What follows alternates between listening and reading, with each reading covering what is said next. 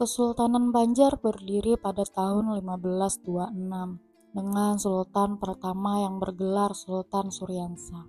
Ada juga yang menyebutnya Sultan Suryanullah. Sebelum terdapat Kesultanan Banjar di Kalimantan Selatan, telah berdiri sebuah kerajaan Hindu yang bernama Kerajaan Daha. Kerajaan Daha ketika itu dipimpin oleh Maharaja Sukarama. Maharaja Sukarama memiliki 4 anak, 3 laki-laki, 1 orang anak perempuan. Merasa hari-harinya akan berakhir, Maharaja Sukarama menuliskan surat wasiat menunjuk cucunya yaitu Pangeran Samudra, putra dari Putri Galuh, sebagai penerus tahta.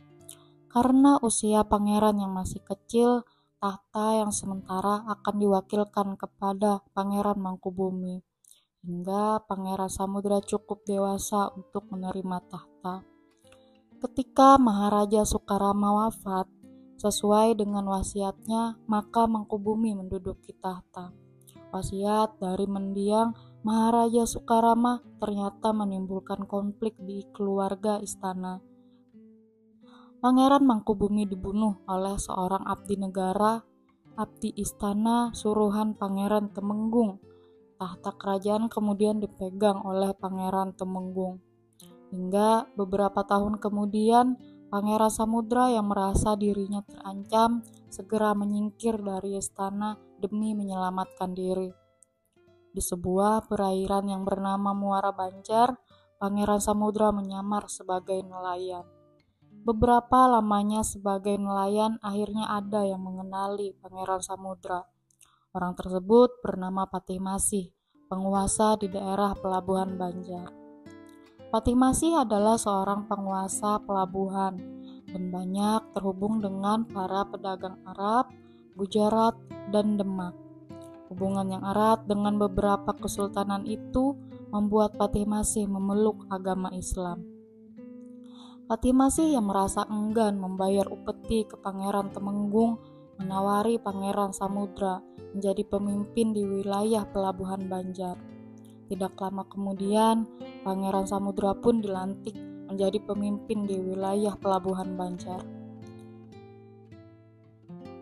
Patih Masih sangat mengerti bahwa pangeranlah yang seharusnya mewarisi tahta kerajaan Daha sebagaimana wasiat mendiang Maharaja Sukarama.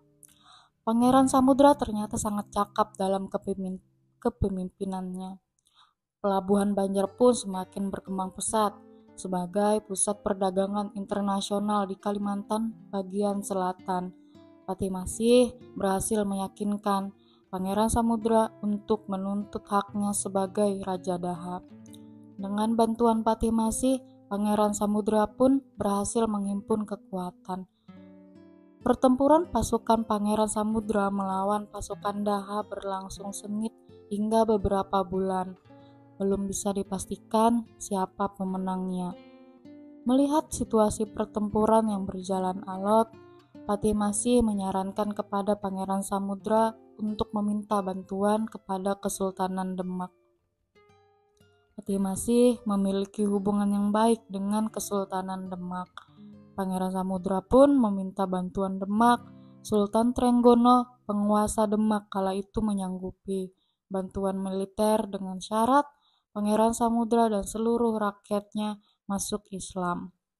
Setelah berhasil memenangkan perang, Pangeran Samudra menerima syarat itu. Bala bantuan dari Demak pun berangkat ke Banjar.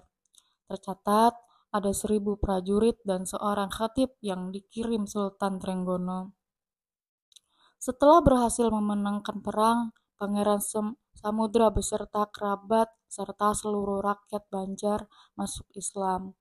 Kerajaan Daha diubah namanya menjadi Kesultanan Banjar.